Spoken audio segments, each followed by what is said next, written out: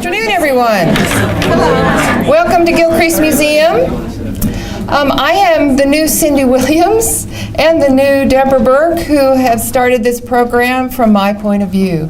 My name is Sarah Wright, and I am the Associate Curator for Family and Youth Programs here at Gilcrease Museum. And welcome to From My Point of View.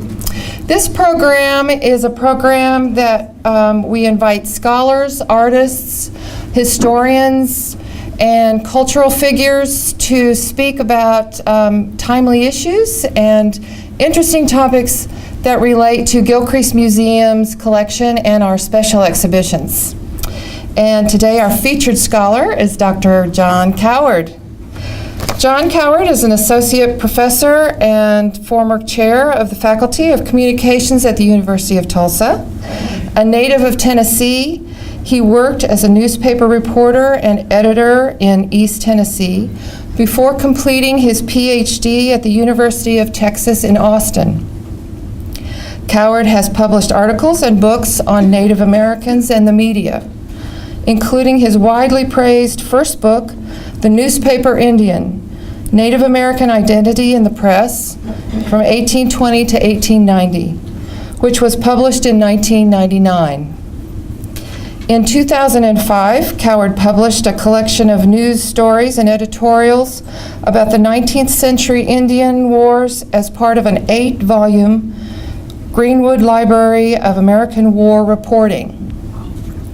He will be speaking today on his new book, Indians Illustrated: The Image of Native Americans in the Pictorial Press, which was published last year by the University of Illinois Press.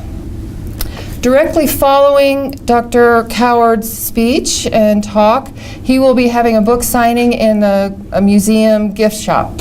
So please join us there. But please help me welcome Dr. John Coward.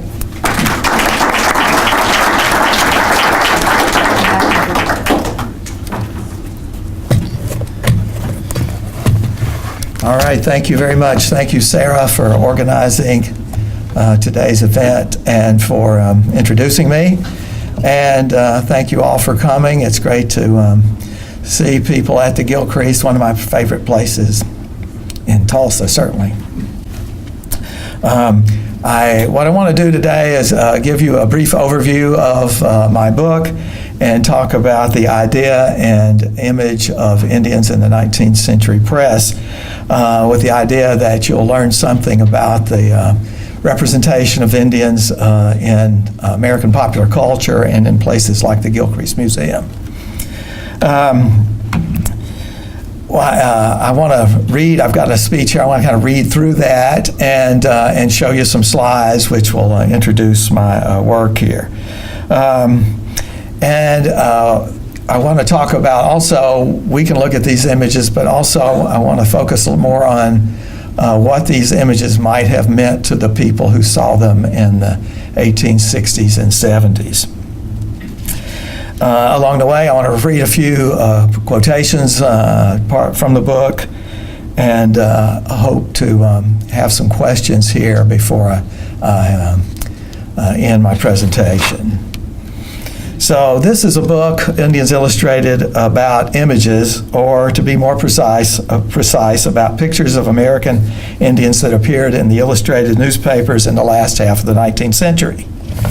These Indian illustrations, published at a time before photographs could be printed in the newspapers, were a part of a visual revolution in 19th century American journalism that included a new editorial product, the pictorial press.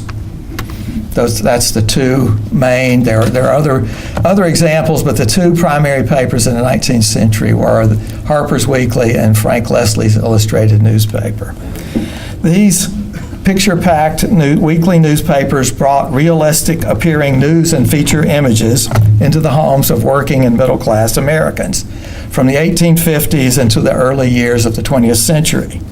These illustrations, line drawings engraved mostly on Turkish boxwood, a very hard wood that could stand up to the printing press, were sometimes detailed and faithful copies of photographs. In other cases, the illustrations were based on hasty sketches made by special artists who witnessed the news events firsthand. In still other cases, the images were created in New York by engravers based on secondhand reports from the field. In other words, the fidelity of the pictorial press was always suspect. And in these news and feature images were subject to alterations, improvements, and other changes based on practical, aesthetic, or ideological conventions, some of which I will be discussing. The two most successful papers, as I've indicated, were Frank Leslie's and Harper's Weekly. They sent dozens of artists to cover the Civil War in the 1860s, and almost all Americans, whether they know it or not, have seen pictures of the Civil War that originally appeared in these publications. From the beginning, the illustrated papers also portrayed Indians, and in the decade after the Civil War, they covered the Indian Wars, producing iconic and often quite imaginary pictures of Custer's last stand and other such battles. Quite imaginary, as where there were no white survivors of the actual Custer last stand. These Indian War illustrations were the kind of dramatic pictures that first drew my interest to this topic as a naive and romantic schoolboy. Years later, as a more clear-eyed, hard-headed journalism historian, I wanted to understand these pictures, how they were created, and what they meant, what themes were embedded in them. I also wanted to go beyond war and violence to examine a wider range of Indian pictures that appeared in the illustrated press. Portraits of well-known Indian chiefs, Indian women and children, ceremonies and rituals, cartoon Indians, and more.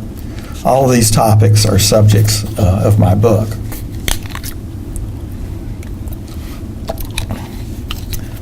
Indians Illustrated asked this fundamental question: why did these illustrated papers depict Indians the way that they did? I answer this question in several ways, but one partial answer is the complicated but persistent love-hate relationship between Indians and white Americans. From the colonial period onward, Americans imagined, produced, and sustained two competing stereotypes of American Indians: noble savages who were brave, proud, and naturally virtuous people uncorrupted by Euro-American civilization, and evil or demonic Indians who were treacherous, bloodthirsty savages, primitive people on the wrong side of history and progress. Not surprisingly, both of these stereotypes appeared in the illustrated press. But I also discovered a surprising number of variations on those themes in the papers, ideas and images that reflect the sometimes contradictory and often ambiguous ways that white Americans thought about and categorized Indians in the 1800s. I want to turn now to some of the pictures I describe in the book and show you the primary evidence, the pictures, captions, and articles from the illustrated papers that tell particular kinds of stories about Indians and Indian life. Let me start with the popular noble savage, represented here as a bare-chested warrior fending off an eagle whose feathers the warrior wants for his headdress. Beyond the obvious bravery of the warrior, Harper's informs its readers that this encounter was meant to impress a woman, as you can see from the quote I've pulled out of the article. This is, I think we can all agree, a romanticized image, an example of a worthy Indian, a noble savage. But this image, I maintain, is largely imaginary. Its details likely based on a thrilling but secondhand tale of Indian adventure in the American West. Notably, the paper did not claim that its artist witnessed this scene, nor did the editors provide a name, a tribe, a place, or a time when this mountaintop battle took place. In other words, this engraving did not portray a specific individual or particular incident, but a symbolic noble savage, a magnificent warrior that the paper's mostly middle and urban middle-class readers could admire and appreciate. For Harper's Weekly in 1878, this idealized Indian was noble enough to be published on its cover, where, if the editors were lucky, this dramatic scene might attract a few more readers to the publication. The competing stereotype, of course, is the demonic or evil Indian, the bloodthirsty savage who threatened white Americans, especially those unlucky soldiers or settlers who came across hostile Indians in the West. This illustration depicts the Fetterman Massacre in late 1866, when a band of Lakota, Cheyenne, and other warriors overwhelmed Lieutenant Colonel William Fetterman and his men near Fort Phil Kearny in Wyoming Territory. These were decidedly not noble savages, but vicious, gleeful Indians standing triumphantly over their victims with scalps and bloody knives held aloft. As you'll see here, scalp and tomahawks and scalping knives. Like the noble savage battling the eagle on the cover of Harper's, this picture was largely fiction, imagined and created from telegraphic and written reports that reached New York. As it happened, none of Fetterman's men survived the massacre, and none of the soldiers who did survive at the fort witnessed the battle. For its part, Leslie's again did not claim to have an artist at the battle, but Leslie's artist knew his role: to create vivid evidence of Indian savagery, to reinforce the idea of the evil Indian. If this scene was not literally true, which is right, it was not literally true, this picture was emotionally and ideologically true for the readers of that day. Indeed, this was the conceit of the pictorial press, a journalistic negotiation that both editors and readers tacitly agreed to in 19th century visual journalism. The pictorial press supplied the pictures, and the public accepted them for what they appeared to provide, namely illustrations of people, places, and events that could be true, and that, in this case, reinforced the powerful and deeply seated idea of evil Indians, valiant soldiers, and the continuing national task of taming the wilderness. Beyond the good-bad Indian stereotypes, the illustrated papers also depicted Indians in more ordinary, less dramatic settings, including portraits. Many Indian portraits, like portraits of other newspapers of the era, were copied from photographs, which meant they were usually faithful likenesses of their subjects.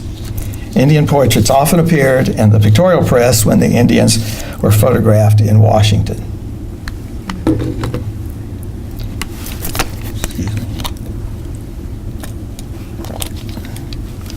As you can see, this is a Matthew Brady photograph from 1877, when Red Cloud, Little Big Man, and several other Sioux and Arapaho leaders posed for Brady in his studio in Washington. As you can see, this is a crowded group portrait posed, as I said, in the studio with some faux arches and columns in the background, as well as several non-Indian men dressed in non-Indian clothing. These white men were probably government officials who accompanied the Indian leaders to the Capitol. When this photograph was engraved for use in Harper's, however, it was altered, an example of the fidelity problem I mentioned earlier.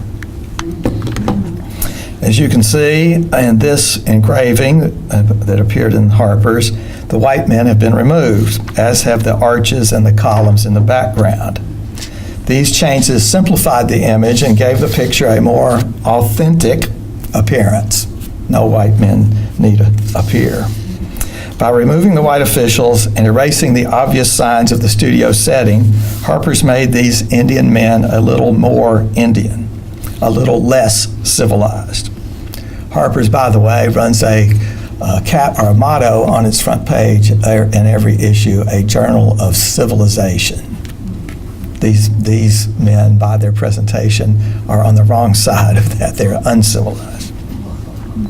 By following the photographic practices of the day, when almost all portraits revealed serious individuals posing stiffly for the camera, you get this very stilted image of these men. But in this and many other portraits in the illustrated papers also reinforced the idea of the Stoic Indian, a popular stereotype that obscured more than it revealed about Indians and their lives. Portraits were popular, as I said, in the illustrated press, but static images had little of the action or excitement that the illustrated papers needed to spice up their pages. One lesson both papers learned from the Civil War was that action and adventure was good for business. The circulation of Harper's grew to more than 100,000 during the Civil War, and Frank Leslie boasted that by war's end, his paper had published some 3,000 Civil War illustrations. When the nation's attention turned west after the war, both papers looked for action scenes from the frontier, which their artists soon provided. This Harper's illustration is a dramatic example. The artist, W.M. Carey, has created a classic frontier scene, a Sioux ambush on a Nebraska homestead. The unsuspecting farmer is plowing his field, his wife and children presumably at home in the cabin in the background. What is notable here is that the illustration is drawn from the point of view of the Sioux attackers, as if the artist, Mr. Carey, is among the Indians. This was not the case, of course, and Harper's did not claim that it was, but it was an example of the kind of invented realism practiced by the illustrated papers, an Indian image that looked real and was accepted as such. After all, something like this must have happened to some homestead at some place at some time. This illustration, in other words, represented again something larger than this ambush itself. It was a sign of many such Indian attacks in the West, and in that sense symbolized a real and perceived Indian threat to the civilizing project on the plains, what we know today as Manifest Destiny. I should stop here and point out that this and several other illustrations I'm showing today are by W.M. Carey. I've already mentioned him. It's notable that his work is in this museum as a painter, and also some of his illustrations from Harper's are in the library collection, and I consulted some of those when I prepared this book. So it's appropriate to mention Carey especially. I'd also mention that Carey, a biography of Carey, was published in 1984 by the museum and the University of Oklahoma Press by Mildred Ladner, and I bought somewhere on the used market a copy of her book autographed by Mildred. She is one of the original Gillies, and there's a plaque out in the front of the museum that has her name on it. So it's this is full circle here. The pictorial press also published illustrations of Indian ceremonies and rituals. These activities were natural for the illustrated papers because they were exotic and visually appealing, just the sort of pictures the paper wanted to provide its readers. In 1866, for example, Leslie's published a vivid illustration of a Sioux war dance based on a sketch by an Army bugler. The illustration shows a number of Indians, many in silhouette, dancing around a campfire, as you can see.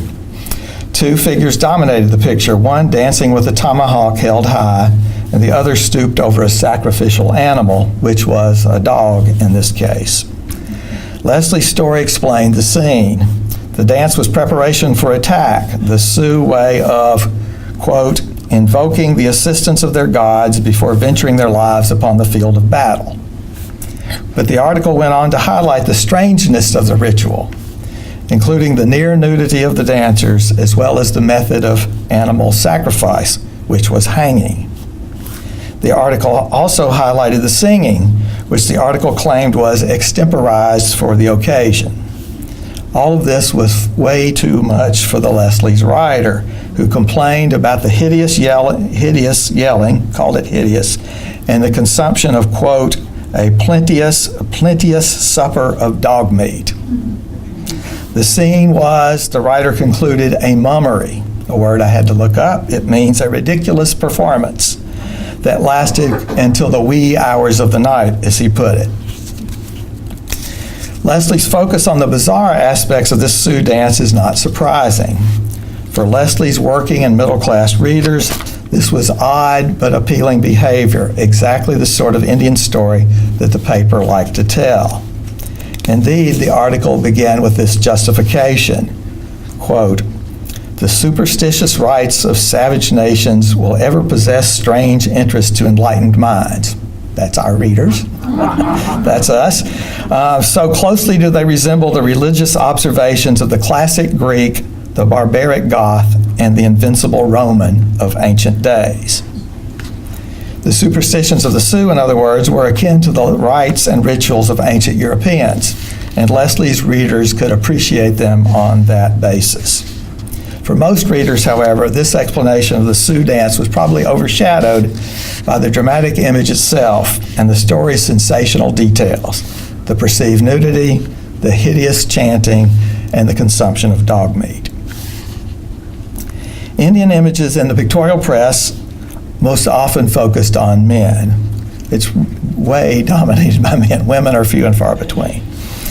It was men, after all, who were usually portrayed as noble savages or demonic warriors. But Indian women turned up in the press from time to time, and their pictures, too, were usually divided into good Indian, bad Indian categories, either as exotic or glamorous Indian princesses in the mold of Pocahontas, or as squaws, who are most often depicted as rough, rude, hard-working creatures, very different from Pocahontas. One example was the squaw in this Harper's illustration from 1876. The caption was straightforward, "An old squaw begging for food." The two men in the picture were unsympathetic to her plight, apparently unwilling to help. The accompanying story assured readers that the scene was based on fact, a portrait from life, the writer explained, and that her situation was the fault of the tribe. Quote, "Her people have probably gone off on some marauding expedition, leaving her to die or subsist by the charity of white people." It is true, of course, that some Indians in the 1870s were suffering. In the post-Civil War era, traditional Indian ways had been disrupted as thousands of whites streamed across the plains. Hunters and new railroad construction had decimated buffalo or bison herds, and ill-advised federal Indian policies, corruption, and war left many tribes poor and dependent. Nevertheless, this illustration reinforced the popular view that Indians were cruel, uncivilized people. The woman's tribe was out marauding, after all, leaving her to fend for herself. As a visual symbol of 19th century racial ideology, this squaw, a downtrodden Indian woman, could be seen as a stand-in for the plight of all Indians, doomed to disappear as civilization moved across the continent.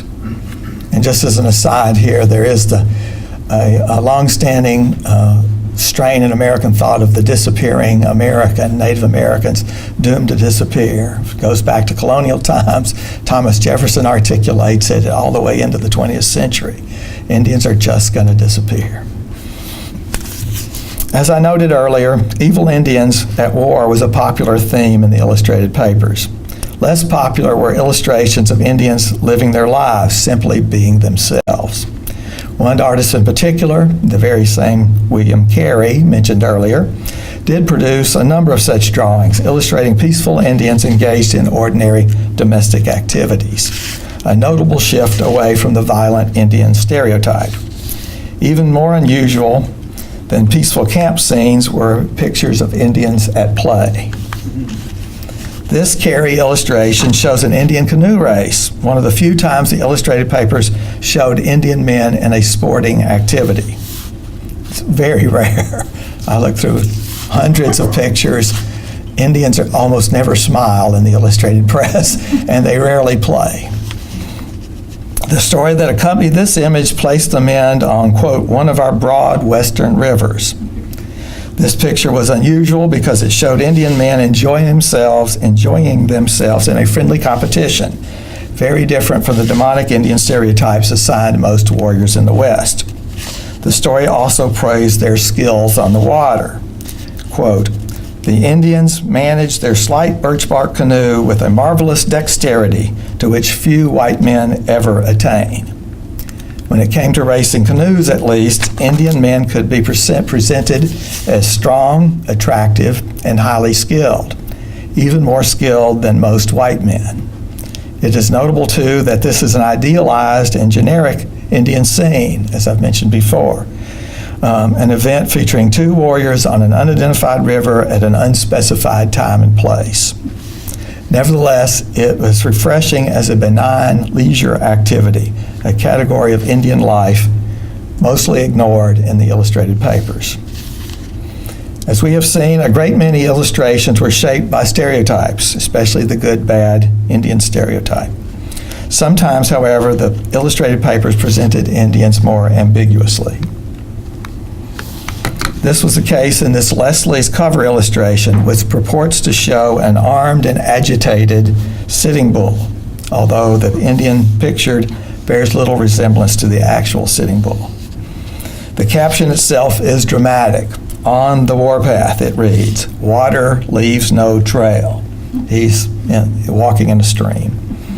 At first blush, this is a picture of the evil Indian bent on violence. Yet the story inside explains the picture in rather different terms. Although Sitting Bull might be, as you can see in the quote, crafty and inflamed with the white man's firewater, the story went on to explain that Sitting Bull was on the run due to white intrusions on Indian reservations and, quote, the tricky dealings of agents and adventurers. These are federal officials, white people. Leslie's also noted the fact, rarely acknowledged in the illustrated papers, that, quote, all Indian depredations are occasioned by the whites themselves. In other words, whites were to blame for the recent outbreak of Indian violence. This evil Indian was not a threat after all. He was not the hunter, but the hunted. Contrary to the apparently evil Indian on the cover, Leslie's was sympathetic to the Indian cause. In this and other cases, the illustrated papers depicted apparently dangerous Indians in pictures. At the same time, their stories defended Indian rights and criticized white violence against them. Especially in the latter years of the pictorial press era, after 1880, this ambivalent approach was a way that both Leslie's and Harper's bridged the increasingly large gap between the treacherous Indians of popular lore and the more sympathetic and more accurate picture of Indians fighting for their very survival. I want to show one final illustration to emphasize the rise of the generic Indian in the illustrated press. As suggested earlier, many Indian images in the pictorial papers were universalized. They made few, if any, significant distinctions between or among Indians. Individual, geographic, and tribal differences were often ignored, so much so that over time, all Indians seemed to be Plains Indians. This is a showcase page of Carey drawings, again, William Carey, from Harper's Weekly that makes this universalization clear. The paper presents this page as the life of an Indian, a generic Indian. But the pictures and story together make clear that these pictures portray the 19th century Indian. The 9 scenes begin in infancy. It's hard to tell here, but infancy here, and you go through the life of this warrior. They end with a funeral ceremony. In between, Carey shows scenes of boyhood, manhood, courtship, and warfare. These pictures weren't exactly wrong, but they were presented in Harper's in sweeping terms, as if they applied to all American Indians. By presenting Indians in this way, Harper's was simplifying Indian life for its readers. Accordingly, all Indians lived on the plains, all Indians lived in teepees, all Indians hunted buffalo, and all Indians were Sioux and Cheyenne warriors. In this way, Harper's erased tribal and regional differences in the quest for compelling imagery and racial simplicity. If such pictures reduced Indians to a single type, and they did, Harper's readers understood and expected this imagery, the generic Indian. For most Americans in the last half of the 19th century, Indians were simply Indians, more alike than different, and almost always portrayed as fundamentally uncivilized and thus inferior to white Americans. To conclude, I argue in Indians Illustrated that these illustrations were an important source of visual information about Indians and Indian life in the second half of the 19th century. Pictures influential enough that traces of these illustrations can be found in American popular culture to this day. Indeed, I argue that these Indian images, along with news stories, editorials, advertisements, dime novels, photography, popular entertainment such as Wild West shows and the like, all of this helped create and perpetuate a host of popular ideas and attitudes about Indians, especially the way Indians were supposed to look and act. In short, Indian illustrations in the pictorial press were part of a larger cultural and social machinery that produced an enduring set of Indian stereotypes and visual tropes in the American popular imagination, reinforcing the ways that white Americans understood Native Americans and their place in American society. As we have seen, the artists and editors of the illustrated press routinely reduced Indians to cliches and stereotypes. Even when they were sympathetic to Indians and Indian issues, the illustrated papers were never able to represent Indians and Indian life in humane, empathetic, or fully developed ways.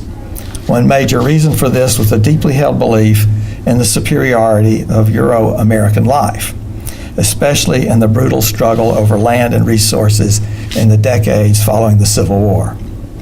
In the illustrated press, Indians were regularly, if not consistently, portrayed as deficient, racially inferior to so-called normal Americans, white people, Protestants, capitalists.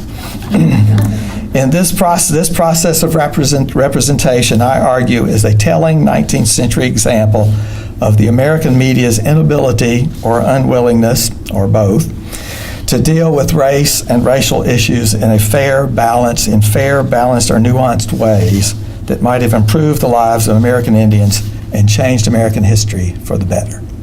With that, I thank you for coming, and I'll entertain your questions.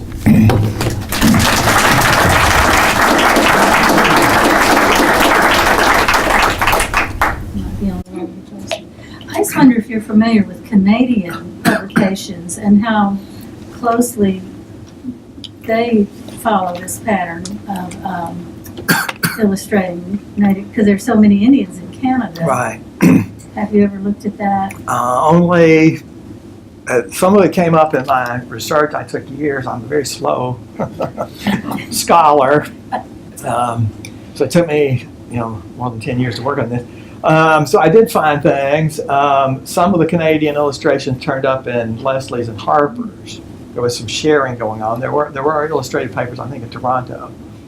The first illustrated paper was started in London, and Frank Leslie, who started Frank Leslie's paper, he had trained at the London Illustrated paper. So there is some swapping, but no, I didn't really look at the Canadians. But as I said, there are Eskimo and West Coast Indians come up from time to time. When photographers would go on expeditions and come back with these pictures, they'd sometimes turn up in the illustrated papers. They'd turn them into illustrations. I just wondered if they sustained the same kind of stereotype. Yeah, I can't speak to that with any authority. I don't know. It's interesting. I suspect it's similar. I have looked at some of the British illustrations. Some of those are taken from Harper's and Leslie's. So, but there are examples of some of the stuff that goes on, some of the alteration and changes that I suggested. Sometimes that happens in the British press. Yes, ma'am. I was just wondering if you had a sense of how complicit the artists were in this. I mean, some of them that went west were enamored with Right. the Native American way of life and tried to represent it Right. more closely, but it all came down to their viewpoint too, that Right. noble savage sort of thing. So how complete, I mean, they wanted to sell their illustrations. Right. So did you get a sense of that? I talk about that a little bit in the book. It's clear after the massacres, which become famous. I showed you the Fetterman massacre. There are others. There are drawings done of the Washita massacre in western Oklahoma and Custer. There's lots of those, and those are all imaginary. And I think those all serve my argument is those all serve an ideological function. There's no way. There are no pictures depicting glorious Indians killing the evil Custer. That's unimaginable in my view, and I say that in the book. So I think some of these pictures, some of the war pictures clearly have an ideological. The artists knew their role. You have to create evil Indians. They can't be defending their homeland. They can't be seen in that light. Although in the articles that I said, sometimes that was the case. But some of the artists do want to sell pictures. The one example I have, and I didn't put him in here because I don't mind Frederick Remington at all, but when it comes to Western art, it seems to me he sucks all the air out of the room.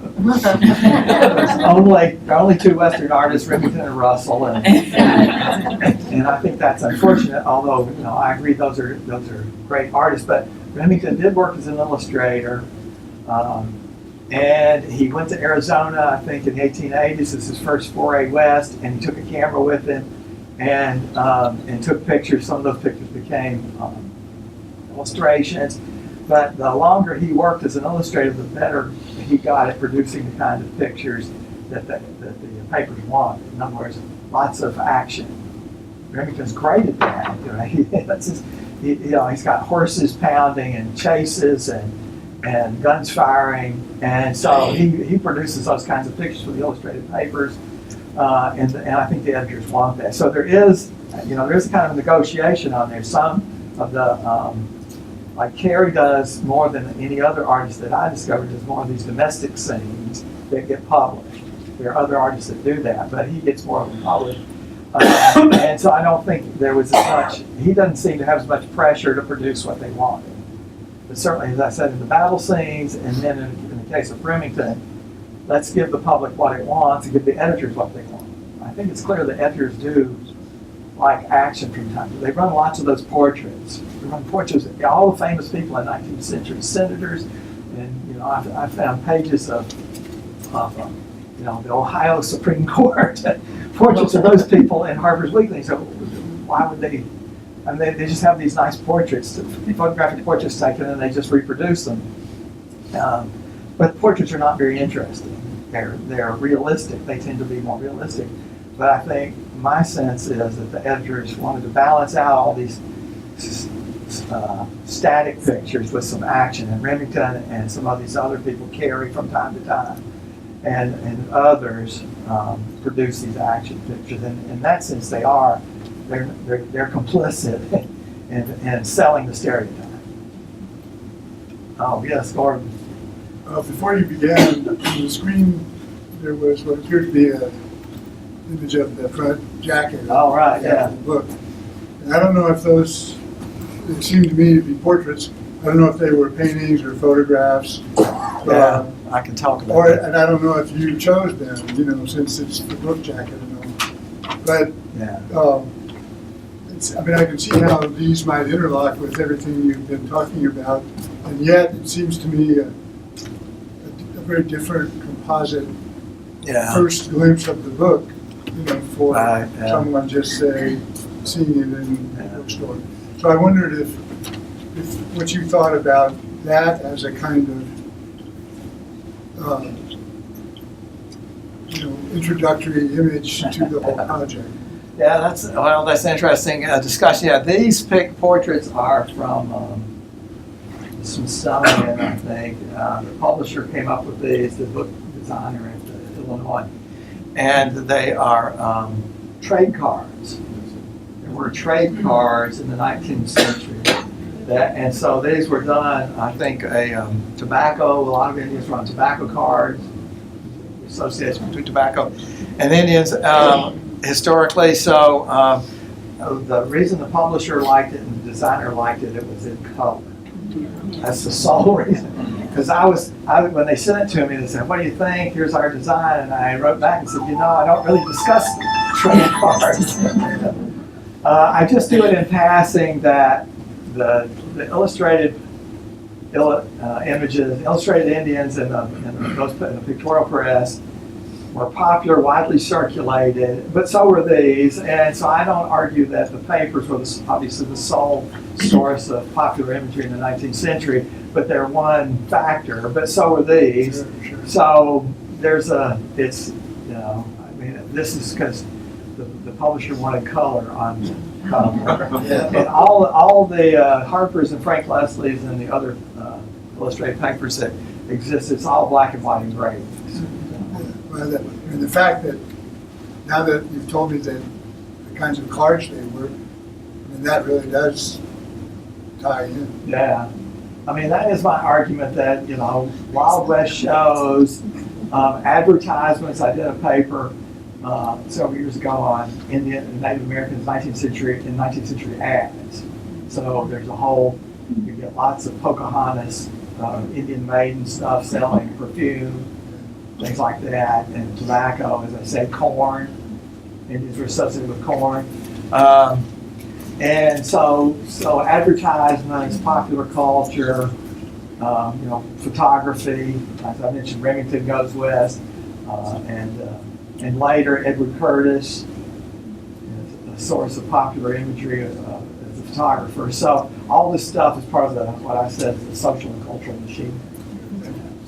But yeah, I don't really discuss those trade cards at all. Oh, yes, sir. Maureen. Well, there was that Matthew Brady image, and then the etching that they did from it. That kind of drew an interesting thought. Is that there's the notion of manifest destiny that you talk about, and I'm thinking of these papers probably being sold, more on the East Coast and the Central States than further west, and I'm wondering if there's that sweep of the manifest destiny of Europeans are just flowing to the west and whitening everything that's in their path. It kind of runs contrary to the idea that Indians ever came east. But we know that these guys showed up in Washington. We know that Pocahontas went to Europe. Went to England for a number of years, right? She died there. Yeah. So. Did you encounter stories or any sort of representations of the Native Americans that did come from the west back to the east and have commerce? Right. Were there accounts of those in the story? Indians sometimes were illustrated in Boston, and Washington, and New York primarily. And New York, because that's where the papers were, but I did find a ceremony that some Indians came to Boston and were squired around and did various things. They had a ceremony on the beach. So there's images in the book of that. And you do get when they met with the president or the Secretary of the Interior, people, sometimes the speeches or there were stories about it. Sometimes quotes from Red Cloud and others. So you do get some of that coverage, so it comes up there. Although those pictures tend to be they're not as exciting generally. But yeah, the Indians get coverage. It's just, the papers came out every week. So you get 52 weeks a year 52 issues a year of Harper's and Leslie's. And you can go for, issue after issue and find no Native Americans. No stories. So there, no stories, no images. So they tended to make news at various times. Violence makes news, true then as it is now. So if Indians attacked and killed somebody, they're going to get a story. So they frequently get a story. These are weekly papers. They're not not coming out every day like the New York Times. After the Associated Press gets going, you have telegraphic reports. So they don't cover everything, but if it rises to a certain threshold, the weeklies would do it. But like I say, it's intermittent, so you can't. It's not a part of the daily news diet, even in the 1860s and 70s. the Indian Wars are, from the end of the Civil War, 1865 through about 1879, and the wars kind of die off after them. There's not as much going on in the 1880s in violence. And so you get other kinds of stories. But so the Indians only make news at certain times. Violence, when they come to Washington, or there are other ways that they could sort of break into the headlines. But it's not every issue. So it is a mistake. I don't want to leave anybody with the impression that every issue of Harvard you pick up is going to have the Indian news. That's not true. It is true in the Civil War that every issue has Civil War news. But after, it comes and gets real episodic, highs and lows. So you can go for months and there won't be any Indian coverage.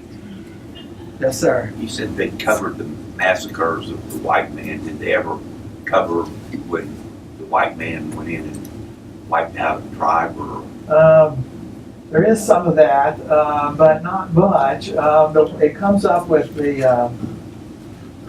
Washita. There are no artists or journalists with Custer at the Washita. This is 1866, I think, and or is it earlier than that? I'm getting confused, but some of that stuff comes off more. You see Indians in distress. I do comment on that in the chapter on that, where because you get lots of pictures of soldiers, about to be tomahawked to death or being scalped. The fallen soldier, valiantly sacrificing his life for his country to fight the evil Indians. You don't get much of the Indians being slaughtered, but you do see some of it in that Washita, where there's some women and children running for their lives. Now, there was nobody there. This is all based on reports that come out later. There's a giant time lag there, too. So some of this stuff takes weeks or months to show up. For one thing, the news has to get back, before the telegraph, the news has to get back to Washington or New York, and then it takes a while to do these illustrations. One of the early illustrated papers, it would take weeks to get an illustration done. Frank Leslie becomes famous because he speeds up the process. What he does is kind of interesting. They get to do these pictures. You can tell that in some of these, they divide the picture up into little blocks, and he gets a whole team of engravers to engrave it in blocks, and then they put the blocks back together. And some of it, if you look at Leslie's or Harper's, if you look at the originals or even some of the pictures, you can see the lines between the blocks. I don't know if you can see it in any of these. Oops, you can't see it here. Yeah, you can sort of tell it there. Yeah. So this was cutting edge technology for that. Instead of taking 2 or 3 weeks for one artist to painstakingly put all these lines in the boxwood, well, I'll get 10 engravers or 12 or more, and they'll all work on the same picture. And we'll piece them back together. We can print that. It speeds things up by a lot. So there is a technical side of that, but I'm just trying to point out that there is a time lag sometimes between when the incident happens and when it makes news. Most famously in Custer, the Battle of Little Bighorn was June 25th, and the first news little telegraphic reports show up in the East like July the 3rd, July the 4th, and July, and that's the centennial, famously the 100th birthday of the United States. And then the 5th, you get lots of stuff happening. So there is this time lag in there. And then the pictures don't show up. That first image I showed, this is one of the earliest. Whoops, that one. That's one of the earliest images. At least in the literature I've seen, there's one image that shows up before this. But this is the second known, second earliest known illustration of Little Bighorn, and it's mid-July. So it takes a while. Yes, sir. When you were doing your research, reading these magazines, were you reading them in paper form, or have they been digitized? They have been digitized largely. I did some paper work on it. The Gilcrease actually owns some hard copies. I looked at those. Some of the Frank Leslie's were out here, but in some of the hard copies, you get missing issues. I mean, that happens in microfilm and digital. But there is a commercial index called Harp Week, which we don't have at TU, but which I could get access to. I graduated from University of Texas. And if I go to campus and join the Texas X's, I have free access. So I did go to, I have relatives, my sister lives in Austin, so I was able to stay with my sister, use the Texas database, Harp Week. It's great, it's good quality. So I did a lot of, and you can search, electronic searching. So that's why, I was down there looking for Indian women when I got on that chapter. And finding very few women, but I did both.